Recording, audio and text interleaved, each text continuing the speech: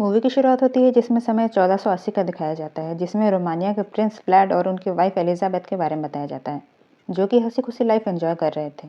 व्लाड अपनी वाइफ से बहुत प्यार करता था। वो लोग एंजॉय ही कर रहे थे, तभी व्लाड को युद्ध के लिए बुलावा आ जाता है। वो सैनिकों को बोलता है कि एलिजाबेथ को किसी सुरक्षित जगह पर पहुंचा दिया जाए और युद्ध के लिए तैयार होने लगता है। और युद्ध में जाने से पहले व्लाड पॉप के पास आशीर्वाद लेने के लिए जाता है और उसके साथ वो अपनी पत्नी के लिए भी दुआ मांगता है और पॉप से बोलता है कि एलिजाबेथ की सुरक्षा के लिए प्रार्थना करे, क्योंकि उसके लिए उसकी वाइफ सब कुछ थी। अगर उसे कुछ हुआ तो वो भी जिंदा नहीं रहेगा। इसके बाद कुछ सैनिक एलिजाबेथ को लेकर चले जाते हैं।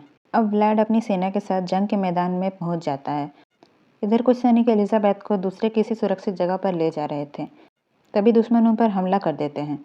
2 सैनिक तो मारे गए थे, लेकिन एलिजाबेथ वहां से भाग जाती है और भेड़ियों के जंगल में चली जाती है। इधर युद्ध शुरू हो चुकी थी और व्लाड ने सैनिकों को फंसाने के लिए आग के बैरल चलाए और बचे हुए लोगों पर तलवार से हमला कर दिया। व्लाड ने जीत हासिल कर ली थी। तभी उसे एक सैनिक आकर बताता है कि एलिजाबेथ पर हमला हो गया है। इधर दुश्मन सैनिक एलिजाबेथ का पीछा कर रहे थे और एलिजाबेथ का घोड़ा भी भेड़ियों के जाल में फंसकर गिर जाता है। दुश्मन भी उसके करीब आ चुके थे। व्लाड कुछ सैनिकों को मार रहा था कि तभी एक सैनिक एलिजाबेथ पर हमला कर देता है और उसने एलिजाबेथ को बचाने की बहुत कोशिश की, पर बचा नहीं सका। व्लाड एलिजाबेथ की डेथ से बौखला गया था। वो गुस्से में महल पहुंचता है और कहता है क्या उसने एलिजाबेथ के लिए प्रार्थना नहीं की थी। पोप उससे कहता है कि ये सब प्रकृति के नियम है, इसमें क्या ही कर सकते हैं। व्लाड पागलों जैसी बातें करने लगा था। वो पोप को कहता है कि एलिजाबेथ को जिंदा कर दे, जो कि नामुमकिन था। पोप उससे कहते हैं कि भगवान ऐसा नहीं करते। व्लाड कहता है कि वो ऐसे किसी भगवान को नहीं मानता जो उसकी पत्नी को उससे छीन ले, और गुस्से में आकर वही रखे क्रॉस से पोप को मार देता है और कहता है कि ईश्वर जब तक उसकी पत्नी को उससे नहीं लौटाता, उसकी रूह पर ईश्वर का कोई हक नहीं है। तभी जोर जोर से बिजली कड़कने लगती और जीसस की आंखों से खून निकलने लगता है। अब व्लाड इंसान नहीं रह गया था, वह एक वैम्पायर में तब्दील हो चुका था, जिसकी मौत का अधिकार अब ईश्वर उससे छीन चुका था। अब सीन 400 साल बाद का दिखाया जाता है, जिसमें एक पागल खाने का डॉक्टर और उसका असिस्टेंट चर्च में एक फादर से मिलने जाते हैं और उससे एक अजीब किस्म के पेशेंट के बारे में बताते हैं जो कि कुछ टाइम पहले ही एडमिट हुए हैं। वो लोग उससे मिलने के लिए मेंटल हॉस्पिटल जाते हैं और उससे उन्होंने एक सीक्रेट बंकर में रखा हुआ था। फादर पेशेंट मारिया से मिलता है, जिसे जंजीर से बांध कर रखा गया था। डॉक्टर समझ नहीं पा रहे थे कि उसे क्या हुआ है और वह कैसे ठीक होगी, क्योंकि वह क्वीन ऑफ इंग्लैंड के भांजे की होने वाली बीवी थी, इसलिए उसका ठीक होना बहुत ज़रूरी था। मारिया ने अपनी शादी के दिन कुछ ऐसा किया था जो उसे नहीं करना चाहिए था और वो अपने आपे से बाहर चली गई थी। उसके इलाज के लिए जब उसकी रिपोर्ट्स मंगवाए जाते हैं तो पता चलता है कि वो 1795 में पैदा हुई है, मतलब वो लगभग 130 साल की है, जो कि मुमकिन नहीं लगता था क्योंकि दिखने में तो वो 25-30 साल की लगती थी। फादर मारिया को देखते हैं और उससे पता चलता है कि ये कोई इंसान नहीं है, ये एक वैम्पायर है। वो जैसे ही खिड़की खोलते हैं, मारिया की स्किन जलने लगती है क्योंकि वैम्पायर धूप को झेल नहीं सकते। डॉक्टर को यकीन ही नहीं हो रहा था, उसे लग रहा था कि ये कोई बीमारी है। फादर मारिया को अपने बारे में सब बताने को कहते हैं, पर वो मान ही नहीं रही थी।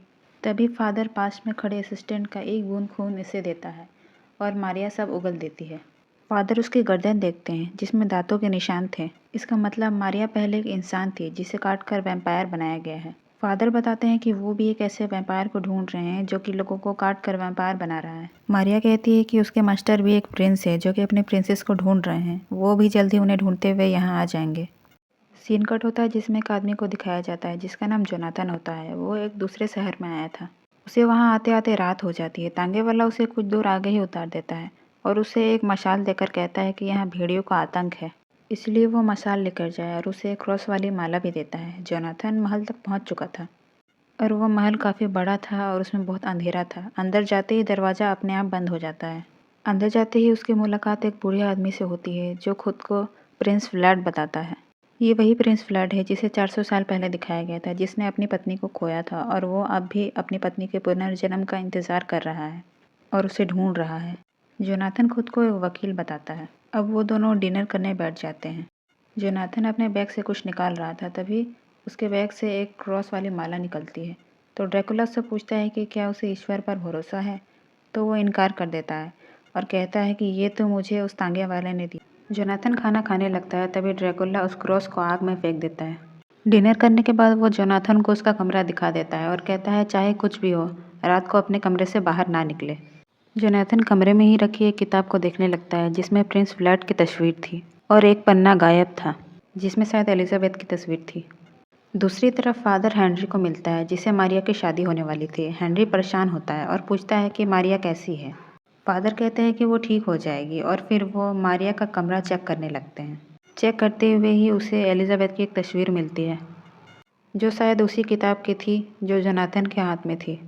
इधर जोनाथन को बाहर से कुछ आवाज़ आती है। वो ड्रैकुला के मना करने के बाद भी बाहर निकल जाता है और एक कमरे में पहुंच जाता है जहां एक ताबूत रखा हुआ होता है।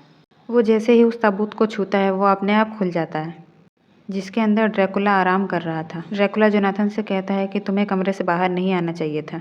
तभी ड्रैकुला के छोटे सिपाही जो एक अजीब से क्रिएचर्स होते हैं जोनाथन को बेहोश कर देते हैं।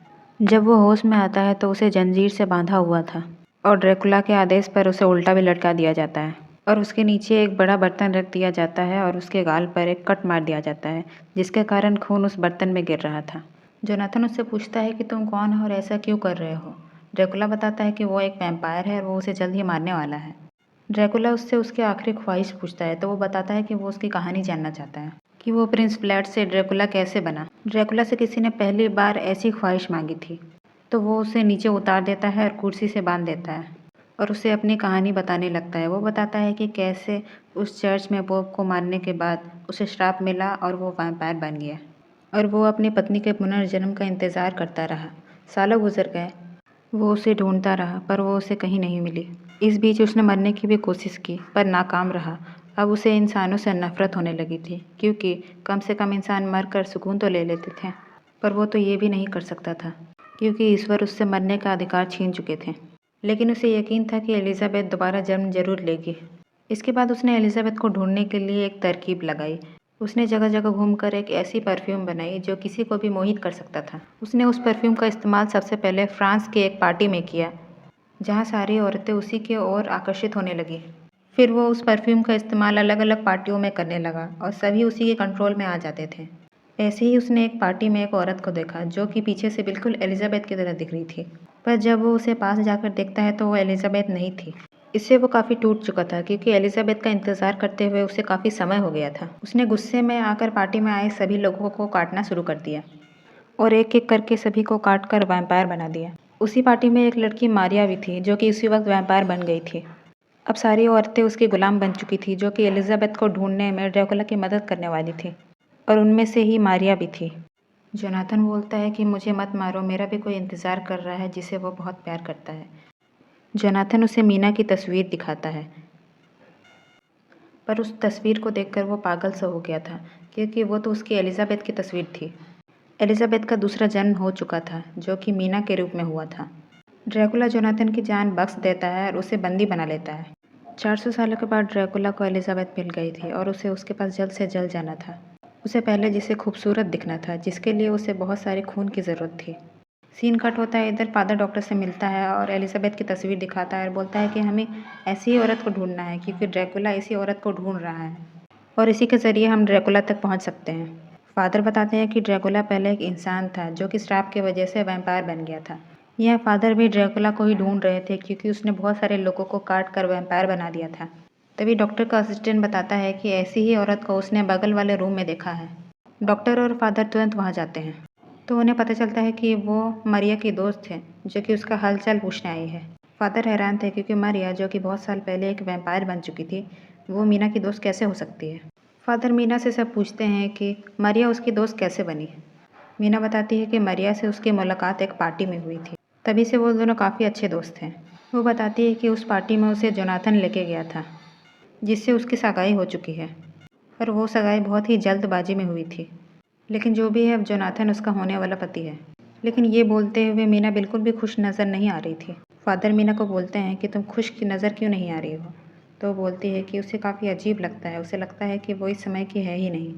ये सब सुन के फादर को यकीन हो जाता है कि यही वो एलिजाबेथ है जिसे ड्रैकुला ढूंढ रहा है। अब मीना चली जाती है। फादर उससे उसका एड्रेस मांग लेते हैं। दूसरे सीन में दिखाया जाता है कि ड्रैकुला एक भिखारी के बेस में चर्च के बाहर खड़ा है। एक नन बाहर देखती है तो वो उसे कहता है कि वो काफ़ी दिनों से भूखा है और उसे ठंड भी लग रही है। तो नन उसे चर्च के अंदर बुला लेती है। एक नन उसके लिए खाने का इंतज़ाम करने के लिए जाती है। जब वो वापस आती है तो वो ड्रैकुला का असली रूप देख लेती है।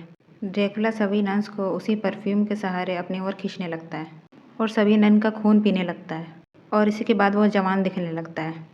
अगले सीन में दिखाया जाता है कि ड्रैकुला के महल में जोनाथन को कैद करके रखा गया था और वो अब यहाँ से भागने की कोशिश करता है। वो खिड़की से एक ब्लैंकेट को बांधता है जिसके ज़रिए वो नीचे जाने वाला था, लेकिन ड्रैकुला के अजीब से क्रिएचर्स उसे देख लेते हैं और उसका पीछा करने लगते हैं।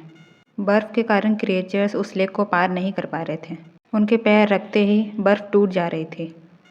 जोनाथन एक लेक तक पहुँच गया था जो कि बर्फ़ से ढकी हुई थी। इसकी वजह से वो क्रिएचर्स आगे नहीं बढ़ पाए और जोनाथन वहाँ से भाग गया। सीन कट होता है जिसमें दिखाया जाता है कि ड्रैकुला मेंटल हॉस्पिटल पहुँच चुका था जिसमें मारिया को रखा गया था। वो उसी परफ्यूम से सबको अपने कंट्रोल में ले लेता है और मारिया से मिलता है। वो मारिया से काफ़ी खुश था क्योंकि मारिया ने मीना को अपना दोस्त बना लिया था।